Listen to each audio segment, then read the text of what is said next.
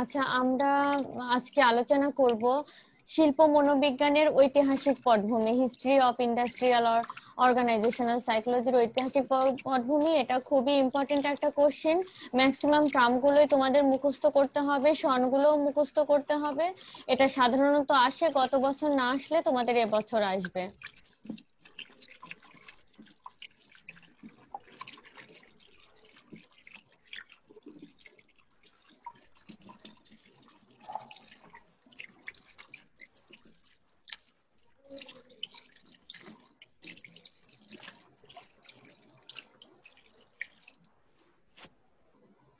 আচ্ছা, শিল্প মনোবিজ্ঞানের ঐতিহাসিক পটভূমি, এটা শুরু হয় বিংশ শতাব্দীর প্রথম দিকে। প্রথম যখন শুরু হয় যুক্তরাষ্ট্রে শুরু হয় শিল্প মনোবিজ্ঞানের আবির্ভাবটা। পরবর্তীতে যুক্তরাজ্যেও যায়, কিন্তু প্রথম শুরু হয় যুক্তরাষ্ট্রে। এবং মূলত দ্বিতীয় বিশ্বযুদ্ধ, তৃতীয় বিশ্বযুদ্ধে তখনই প্রয়োজন মনে করে যে না, আমাদের শিল্প মনোবিজ্ঞানের খুব দরকার। এবং তখনই আমাদের অ্যাপ্লাইড সেক্টরে মনোবিজ্ঞান খুব বেশি অবদান রাখতে থাকে এবং সবার দৃষ্টি আকর্ষণ করে মনোবিজ্ঞান। এবং শিল্প মনোবিজ্ঞানের প্রায়োগিক দিকগুলো যুদ্ধক্ষেত্রে অনেক প্রয়োগ করা হয় এবং বিভিন্ন ধরনের সংস্থা তৈরি করা হয় শিল্প মনোবিজ্ঞান রিলেটেড। এবং সেখানে সবাই কাউন্সিলিং নিতে যেত। এবং শিল্প মনোবিজ্ঞানের ক্ষেত্রে তোমার ধরো কোনো শিল্প প্রতিষ্ঠানে কাকে নিয়োগ করলে ভালো হয়, কাকে নিয়োগ করলে উৎপাদন বেশি হবে, এই সকল প্রেক্ষাপটের ভিত্তিতে শিল্প মনোবিজ্ঞানী কাউন্সিলর হিসাবে শিল্প মনোবিজ্ঞানী অনেক বাড়তে থাকে প্রথম এবং দ্বিতীয় বিশ্বযুদ্ধের পর। তো সেটাই আমরা ধারাবাহিকভাবে আলোচনা করব যে কিভাবে আমাদের শিল্প মনোবিজ্ঞান পূর্বের থেকে, প্রথম থেকে শুরু করে এ পর্যায়ে আসলো। তো এক্ষেত্রে অবদান ডাব্লিউ বি স্কট এর অবদান সবচাইতে বেশি শিল্প মনোবিজ্ঞানের বিকাশের ক্ষেত্রে। তো ডাব্লিউ বি স্কট কিভাবে শুরু করলো সেটা আমি বলি। বিক্রয় ও বিজ্ঞাপনের ক্ষেত্রে শিল্প মনোবিজ্ঞানে প্রয়োগ করেন। মানে আমাদের এই যে বিক্রয়, তারপরে বিজ্ঞাপন, এক্ষেত্রে শিল্প মনোবিজ্ঞানকে কিভাবে প্রয়োগ করা যায় সেটা ডাব্লিউ ডি স্কটই প্রথম বলেন। যে আমরা যদি মনোবিজ্ঞানে ধরো, উদাহরণ দিচ্ছি, যে বিজ্ঞাপনের ক্ষেত্রে যদি প্রত্যক্ষণের নীতি প্রয়োগ করা হয় তাহলে সেক্ষেত্রে বিজ্ঞাপনটা অনেক আকর্ষণীয় হবে এবং মানুষ গ্রহণ করবে। আবার বিক্রয়ের ক্ষেত্রেও এই এই রুলস যদি, এই এই টেকনিক গুলো যদি ফলো করা হয় তাহলে বিক্রয় বেশি হবে। এই ধরনের অনেক কিছু প্রয়োগ করেন সর্বপ্রথম ডাব্লিউ ডি স্কট। এরপরে 1901 সালে স্কট যখন নর্থ ওয়েস্টার্ন বিশ্ববিদ্যালয়ের সহযোগী অধ্যাপক ছিলেন, তখন ওয়েস্টার্ন অ্যাডভার্টাইজিং কোম্পানির ম্যানেজার বেলমার তাকে বিজ্ঞাপনের ক্ষেত্রে মনোবিজ্ঞানের প্রয়োগের উপর প্রবন্ধ পাঠ করতে আহ্বান জানান। উনি উনাকে বলেন যে উনি যেহেতু এই ব্যাপারে অনেক কাজ করছিলেন, তখন একটা অ্যাডভার্টাইজিং কোম্পানি উনাকে ডাকলো।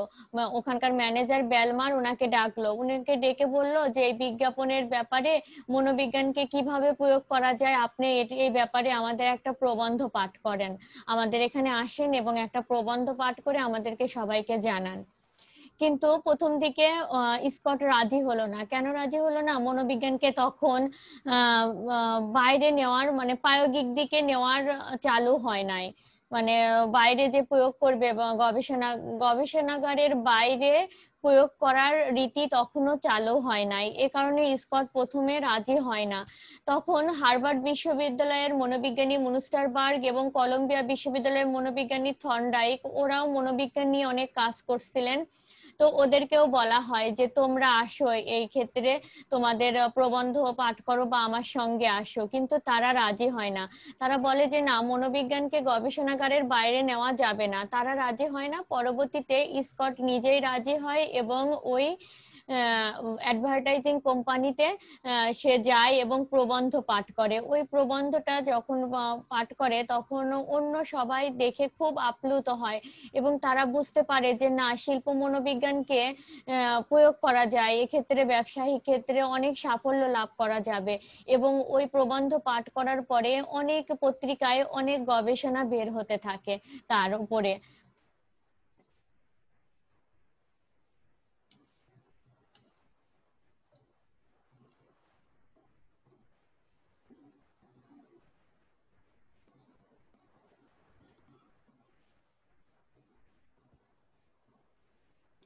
আচ্ছা, তো এভাবে স্কটের স্কট প্রথম দিকে সে প্রবন্ধ পাঠ করলো এবং সেই রিলেটেড অনেক গবেষণা বের হতে থাকলো পত্রিকায়। এরপরে 1901 সালের 20 ডিসেম্বর শিকাগোর অ্যাগেট ক্লাব এ বিজ্ঞাপনের ক্ষেত্রে মনোবিজ্ঞাপনের প্রয়োগের উপর বক্তব্য দেন। জন লি ম্যাহিন বিজ্ঞাপন বিষয়ক সাময়িক পত্রিকা প্রকাশনের ব্যবস্থা করেন। মানে তা স্কটের পরে আরো অনেকেই অগ্রসর হলো, তার মধ্যে অ্যাগেট ক্লাব, তারপর জন লি ম্যাহিন, ওরা পত্রিকা বের করলো যে এভাবে এভাবে বিজ্ঞাপনে মনোবিজ্ঞানকে প্রয়োগ করা যায়। এরপর 1915 সালে বিংহ্যাম কার্নেগি প্রযুক্তি ইনস্টিটিউটে প্রথম ফলিত মনোবিজ্ঞান বিভাগ উদ্বোধন করেন। মানে তখনও ফলিত মনোবিজ্ঞান বিভাগ কোনো বিশ্ববিদ্যালয়ে ছিল না। সর্বপ্রথম 1915 সালে বিংহ্যাম কার্নেগি প্রযুক্তি ইনস্টিটিউটে এই বিভাগটা উদ্বোধন করা হয়। ফলিত মনোবিজ্ঞান বিভাগ হিসাবে শিল্প মনোবিজ্ঞানকে উদ্বোধন করা হয়। এরপর 1916 সালে স্কটকে এই ইনস্টিটিউটের প্রফেসর নিযুক্ত করা হয়। ও যেহেতু এইসব ব্যাপারে অনেক গবেষণামূলক তথ্য দিয়েছিলেন, এ কারণে ওকে এই ইনস্টিটিউটের প্রফেসর নিযুক্ত করা হয়। এরপর 1921 সালে মুর প্রথম ডক্টরেট ডিগ্রি লাভ করে এই ইনস্টিটিউট থেকে।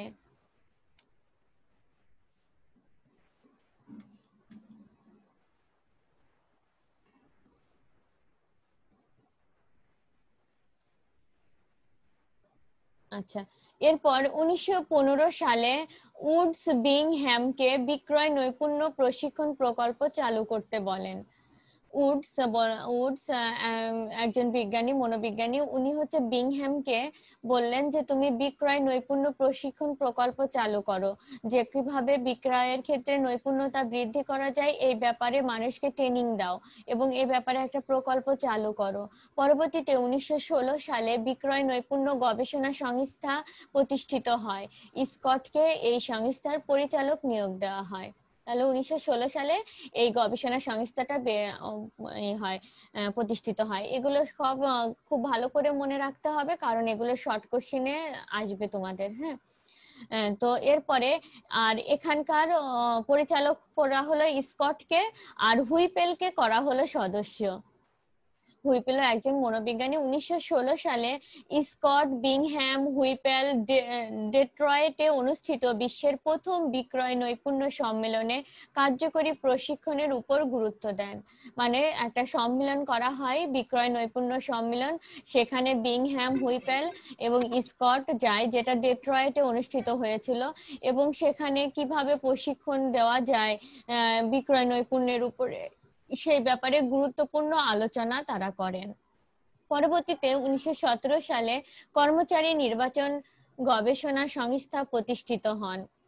এর উপরে এই এই যে প্রশিক্ষণের একটা সম্মেলন হলো, এই সম্মেলনের উপরে ভিত্তি করে কর্মচারী নির্বাচন গবেষণা সংস্থা প্রতিষ্ঠিত হয়। তখন এই সম্মেলনে প্রয়োজন মনে হলো যে না, কর্মচারী নিয়োগের ক্ষেত্রেও শিল্প মনোবিজ্ঞানকে প্রাধান্য দেওয়া যায়, বা হচ্ছে শিল্প মনোবিজ্ঞানের অনেক অবদান রাখতে পারে। এই সকল বিষয় বিবেচনা করে কর্মচারী নির্বাচন গবেষণা সংস্থা প্রতিষ্ঠিত করা হয় 1917 সালে, এবং স্কট ও ইকুম যুগ্মভাবে পরিচালক হন এই সংস্থার।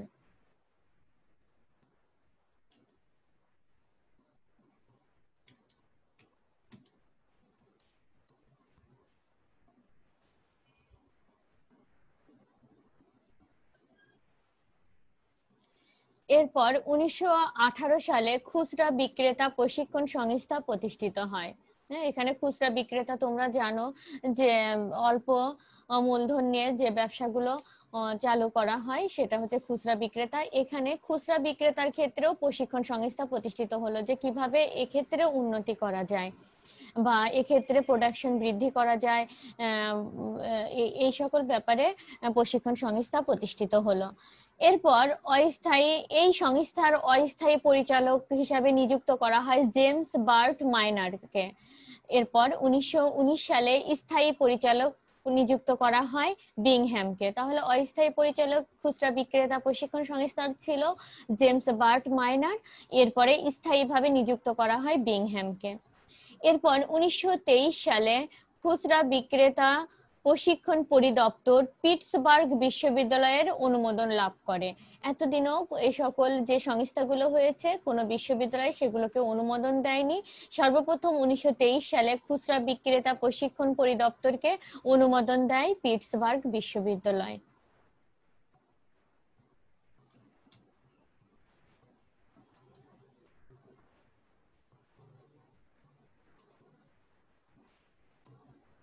আচ্ছা, এরপরে শুরু হয় প্রথম বিশ্বযুদ্ধ। মার্কিন যুক্তরাষ্ট্র প্রথম বিশ্বযুদ্ধে জড়িয়ে পড়ার পর এপিএ এর সভাপতি রবার্ট এম ইয়েরকেস 1917 সালের 11 এপ্রিল সভায় কর্মসূচি প্রণয়ন করেন। কর্মচারী নির্বাচনে অভিক্ষা এ ও অভিক্ষা বি প্রণয়ন করেন, যার সংশোধিত রূপ হচ্ছে আর্মি আলফা এবং আর্মি বেটা। তোমরা এই আর্মি আলফা অভিক্ষা এবং বেটা অভিক্ষা সম্পর্কে অনেক জানো। তো প্রথম বিশ্বযুদ্ধ যখন শুরু হয় তখন এপিএ, তোমরা জানো আমেরিকান সাইকোলজিক্যাল অ্যাসোসিয়েশন, এর সভাপতি রবার্ট এম ইয়েরকেস তখন মনে করলেন যে শিল্প মনোবিজ্ঞান আমাদের কর্মচারী নির্বাচনের ক্ষেত্রে অনেক অবদান রাখতে পারে, মনোবিজ্ঞান অনেক অবদান রাখতে পারে, কারণ তখন যুদ্ধে অনেক সৈনিকের দরকার ছিল এবং কোন কোন সৈনিক নিলে যুদ্ধে ভালো করতে পারবে সেই সকল যাচাই বাছাই করার জন্য তোমার মনোবিজ্ঞানকে মনোবিজ্ঞানের যথেষ্ট প্রয়োজনীয়তা উপলব্ধি করে। মনোবিজ্ঞানের যথেষ্ট প্রয়োজনীয়তা উপলব্ধি করে এবং সেই সময় এই দুইটা কর্মচারী কিভাবে নির্বাচন করা হবে সেটার জন্য দুইটা অভিক্ষা তৈরি করা হয়, একটা হচ্ছে অভিক্ষা এ আর একটা হচ্ছে অভিক্ষা বি। অভিক্ষা এ তৈরি করা হয় নিরক্ষর মানুষকে কিভাবে নির্বাচন করা যায় সেটা জানার জন্য, আর অভিক্ষা বি প্রণয়ন করা হয় অক্ষর জ্ঞান সম্পন্ন যারা যারা লিখতে পড়তে পারে তাদেরকে কিভাবে কর্মচারী হিসাবে নিয়োগ করা যাবে সেটা যাচাই বাছাই করার জন্য। মূলত বুদ্ধি অভিক্ষা এগুলো তোমরা পড়েছো। বুদ্ধি অভিক্ষায় মাধ্যমে যাচাই বাছাই করে নেওয়া হয় যে কাকে নিলে ভালো হবে কাকে নিলে খারাপ হবে। তো যার আর এই আর্মি অভিক্ষা এ এবং বি এর সংশোধিত রূপই ছিল আর্মি আলফা এবং আর্মি বেটা, যেখানে আর্মি আলফাটা নিরক্ষরদের জন্য এবং আর্মি বেটাটা করা হয়েছিল অক্ষর জ্ঞান সম্পন্নদের জন্য।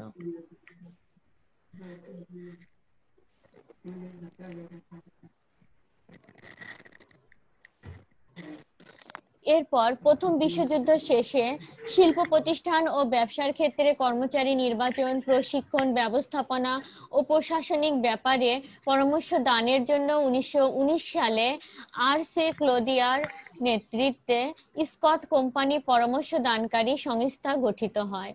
যখন প্রথম বিশ্বযুদ্ধ শেষ হয়ে গেল তখন এই যে কর্মচারী নিয়োগের ক্ষেত্রে আর্মি আলফা বিটা অভিক্ষা খুব জনপ্রিয়তা পেয়ে গেল এবং তখন ভাবলো যে না, মনোবিজ্ঞানের শিল্প মনোবিজ্ঞানকে আরো এগিয়ে নেওয়া যায় এবং অনেক প্রতিষ্ঠান তখন এগিয়ে আসলো যে না, আমরা এই প্রতিষ্ঠান দিব বা কাউন্সিলর রাখবো, সেই কাউন্সিলরের কাছে সবাই যাবে, গিয়ে আমরা কর্মচারী নির্বাচন হোক, প্রশিক্ষণ কিভাবে দিতে হয়, কিভাবে ব্যবস্থাপনা করতে হয়, কিভাবে প্রশাসনিক কার্যক্রম করতে হয়, সকল ব্যাপারে মনোবিজ্ঞানকে ইনক্লুড করব। হ্যাঁ, শিল্প মনোবিজ্ঞানকে ইনক্লুড করব, এই সকল বিষয়টা অনেক প্রতিষ্ঠান মাথায় নিয়ে আসলো এবং সর্বপ্রথম 1919 সালে আর.সি. ক্লদিয়ারের নেতৃত্বে স্কট কোম্পানি পরামর্শ দানকারী সংস্থা গঠিত হয়।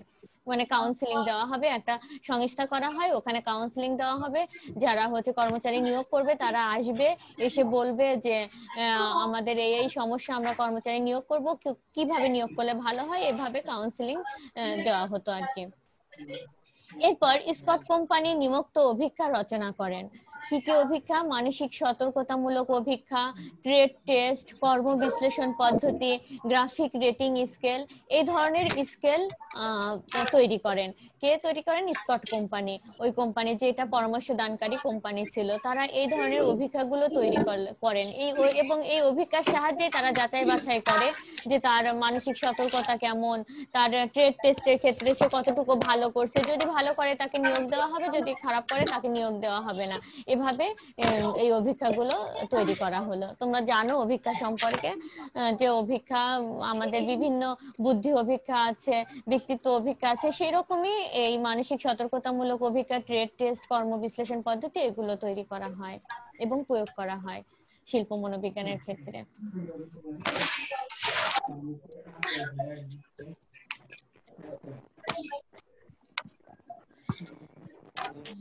এরপরে 1921 সালে ক্যাটেল যুক্তরাষ্ট্রে মনোবৈজ্ঞানিক সংস্থা নামক পরামর্শদানকারী প্রতিষ্ঠান স্থাপিত হয়। তো যখন ওই পরামর্শদানকারী প্রতিষ্ঠান একটা প্রতিষ্ঠিত হয়ে গেল, তখন অনেক অনেক প্রতিষ্ঠানে পরামর্শ দানকারী প্রতিষ্ঠান দিতে শুরু করলো এবং উক্ত প্রতিষ্ঠানে কতগুলো সাহায্যকারী বিভাগ খোলা হয়।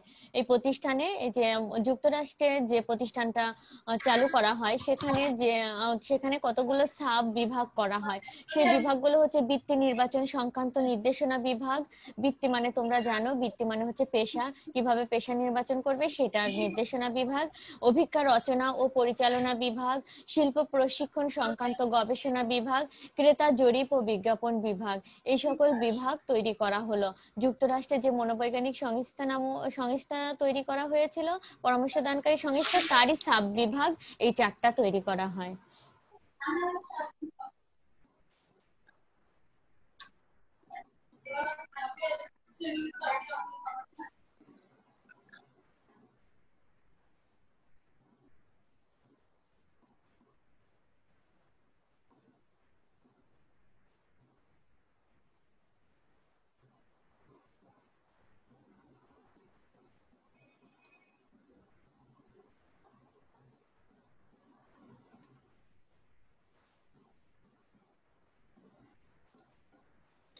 আচ্ছা, এরপরে 1919 সালের কার্নেগি প্রযুক্তি ইনস্টিটিউট কর্তৃক জীবন বীমা নৈপুণ্য স্কুল খোলা হয়।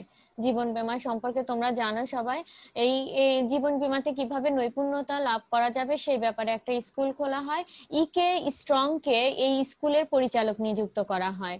এবং 1927 সালে পুরুষদের জন্য স্ট্রং বৃত্তিমূলক আগ্রহ অভিক্ষা প্রণয়ন করেন। আর 1933 সালে নারীদের জন্য স্ট্রং বৃত্তিমূলক অভিক্ষা প্রণয়ন করেন, মানে বৃত্তিমূলক অভিক্ষা তৈরি করা হয়, একটা ছেলেদের জন্য একটা মেয়েদের জন্য, যার মাধ্যমে যাচাই বাছাই করা যায় যে তার বৃত্তিমূলক আগ্রহ বা পেশার ক্ষেত্রে আগ্রহ কতটুকু সেটা যাচাই বাছাই করা যায়। আর স্ট্রং হচ্ছে একজন বিজ্ঞানীর নাম যে তৈরি করেছেন।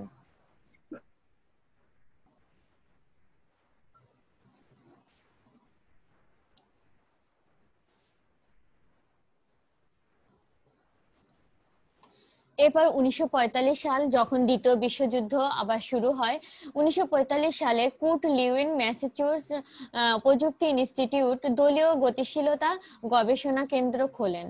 দলীয় গতিশীলতা, কারণ তখন দ্বিতীয় বিশ্বযুদ্ধ শুরু হয়েছে, তো দলীয় ক্ষেত্রে কিভাবে মনোবল বৃদ্ধি করা যায়, কিভাবে তাদের মধ্যে দৃঢ়তা, কারণ একটা যুদ্ধের ক্ষেত্রে সৈনিকদের মধ্যে মনোবলটা অনেক বড় বিষয়। এবং একটা গ্রুপের মধ্যে যে কোহেসিভনেস, মানে হচ্ছে পারস্পরিক যে সম্পর্কটা, সেটা সেটা খুব গুরুত্বপূর্ণ বিষয়।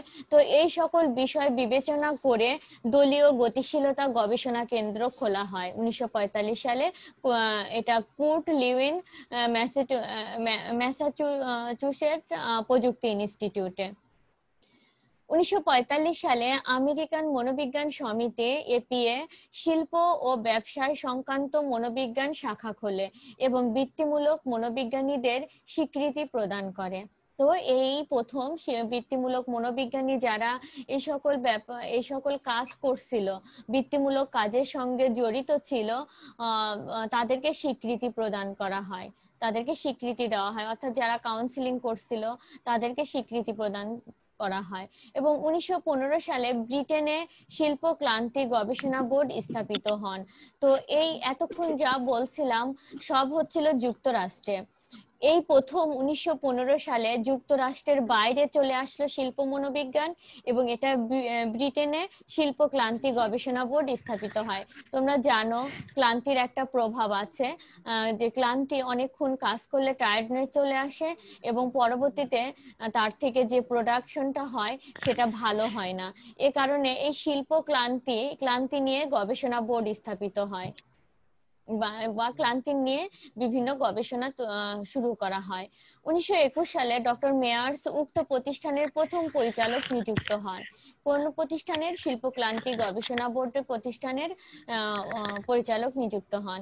1945 সালে ব্রিটেনে ট্যাভিস্টক ইনস্টিটিউট নামে বিখ্যাত পরামর্শদানকারী প্রতিষ্ঠানের জন্ম হয়, যেটা এখনো চালু রয়েছে। এই ট্যাভিস্টক ইনস্টিটিউট এটা অনেক জনপ্রিয় এবং বিখ্যাত পরামর্শদানকারী প্রতিষ্ঠান। এখানে বিভিন্ন শিল্প মনোবিজ্ঞানের ব্যাপারে বা প্রতিষ্ঠানের বিভিন্ন সমস্যার ব্যাপারে কাউন্সিলিং দেওয়া হয়।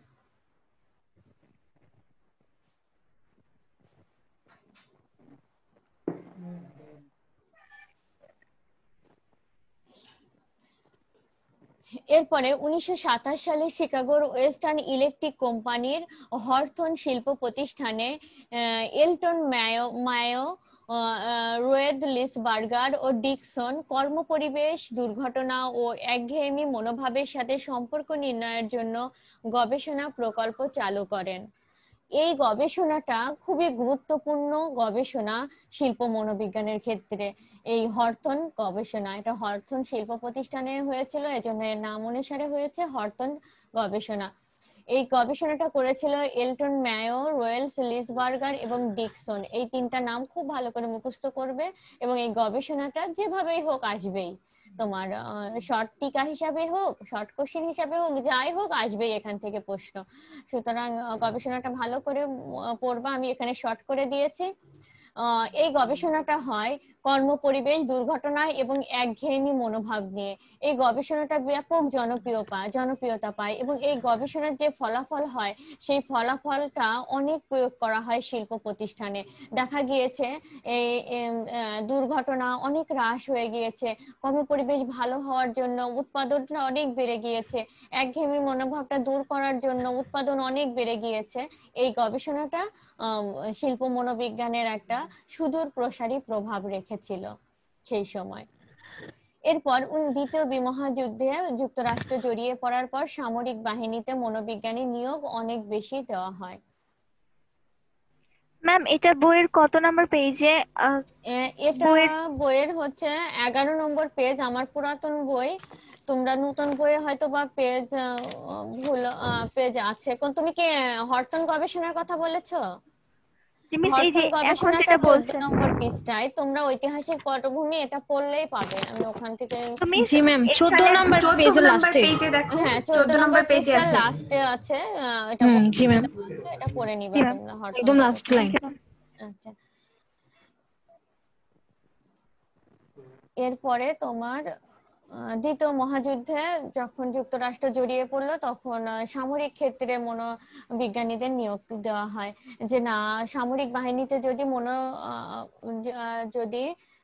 মনোবিজ্ঞানীদের নিয়োগ দেওয়া হয়, তাহলে এক্ষেত্রে সৈনিকদের মনোবল অনেক বাড়বে, এবং যুদ্ধক্ষেত্রেও তারা ভালো করবে এবং বিজয়ী হয়ে ফিরে আসবে। এ কারণে সামরিক বাহিনীতে অনেক মনোবিজ্ঞানী নিয়োগ দেওয়া হয়।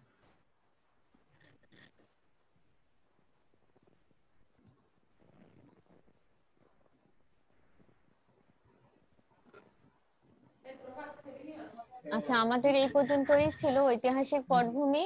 আমি খুব সংক্ষেপে তোমাদের কাছে উপস্থাপন করেছি এটা, শর্ট করে সার সংক্ষেপ। তোমরা বিস্তারিত পড়ে নিবে, আরো কিছু ইনফরমেশন যদি আমার বাদ যায় সেগুলো ইনক্লুড করবে। খুবই ইম্পর্টেন্ট একটা কোশ্চেন। নামগুলো মুখস্থ করবে, সালগুলো মুখস্থ করবে, তারপরে একটু রিডিং দিলে তোমাদের আনুমানিক ধারণা হবে। হুবহু বইয়ের মতো হলে না হলেও চলবে, কিন্তু তোমাদের মেইন থিমটা ঠিক রাখতে হবে আর কি। আজ এই পর্যন্তই। তোমাদের এই লেকচার সম্পর্কে যদি যদি কোনো প্রশ্ন থাকে করতে পারো।